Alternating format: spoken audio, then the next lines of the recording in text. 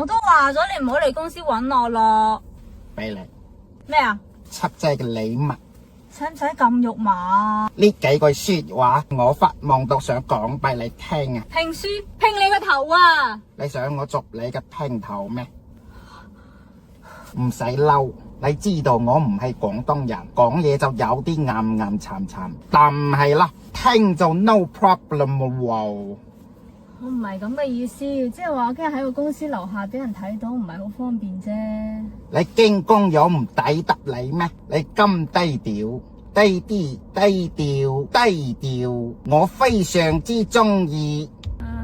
其實我唔係好想咁早結婚咯。不過未婚先孕係唔啱嘅喎。